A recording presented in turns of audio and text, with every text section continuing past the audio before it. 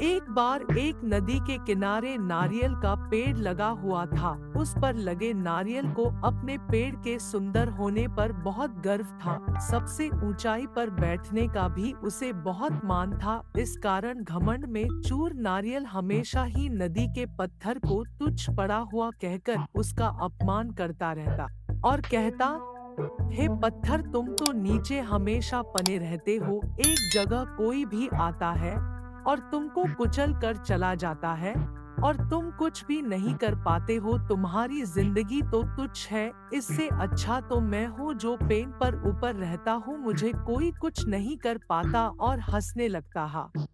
हाँ हाँ हाँ। परंतु यह सब सुनने के बाद भी पत्थर चुप रहता और मन में अपने लिए दुख प्रकट करता कि काश मेरी भी जिंदगी इस नारियल के जैसे होती तो मैं भी ऊपर होता और मुझे भी कोई कुचल नहीं पाता। यह सोचकर पत्थर शांत हो जाता है और फिर अगली सुबह नारियल यही कहकर चिढ़ाता। रोज रोज कहते कहते नारियल को घमंड हो गया था कि वह ऊपर बहुत अच्छा है। हे पत्थर, तुम तो नीचे हमेशा बने रहते हो। एक जगह कोई भी आता है और तुमको कुचल कर चला जाता है और तुम कुछ भी नहीं कर पाते हो। तुम्हारी जिंदगी तो तुच्छ है। यह कहकर नारियल हंसता और चुप हो गया, लेकिन इस बार पत्थर से चुप नहीं रहा गया और बोला, हे नारियल, मेरी जिंदगी तो तुम्हारी तरह नहीं है। मेरी किस्मत में यही लिखा है। शायद मेरी जिंदगी सबसे बेकार है। मुझे हमेशा यही रहना है और सबके पैरों के नीचे कुचला जाऊंगा। इतना कहकर पत्थर शांत हो गया। तभी थोड़ी देर बाद वहाँ एक श्यामू नाम का एक आदमी आता है और रुक जाता है। श्यामू एक अच्छा शिल्पकार भी था। श्यामू सोचता है,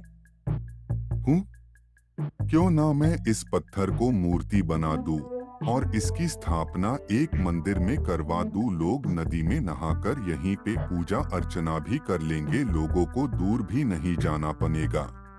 और यह कहकर वापस घर चला गया।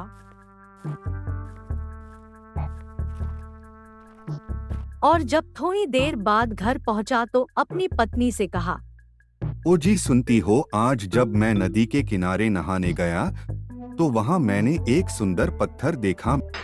हाँ, मैं सोच रहा हूँ क्यों ना उसको मूर्ति बना दूं और मंदिर में उसका स्थापना करा दूं। ये हमारे गांव के लिए अच्छा रहेगा। अजी क्यों नहीं, बहुत अच्छी सोच है। इससे गांव वालों का भी भला होगा। और यह कहकर वह चली जाती है। अगले दिन सुबह होता है।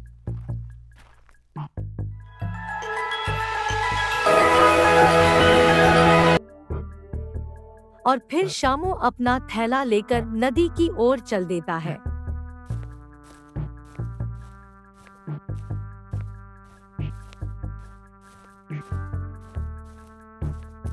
और थोड़ी देर में पहुंच जाता है और फिर पत्थर को काटकर उसकी मूर्ति बना देता है। तत्पश्चात मूर्ति लेकर मंदिर में स्थापना के चल देता है। और थोड़ी देर में पहुंचने के बाद मूर्ति की स्थापना कर दिया और उसके बाद गांव वाले वहां पूजा करने लगे। यह देखकर नारियल दंग रह गया और तब पत्थर नारियल से बोला, देखो नारियल भाई, मेरी जिंदगी कैसे बदल गई। लोग मुझे अब भगवान के बराबर समझते हैं और मेरी पूजा भी करते हैं। मेरा भाग्य श्यामू ने बदल दिया। यह सुनकर नारियल का सर पत्थर के आगे झुक गया। इस कहानी से हमें यह शिक्षा मिलती है कि हमें कभी घमंड नहीं करना चाहिए, न ही किसी का मजाक उड़ाना चाहिए।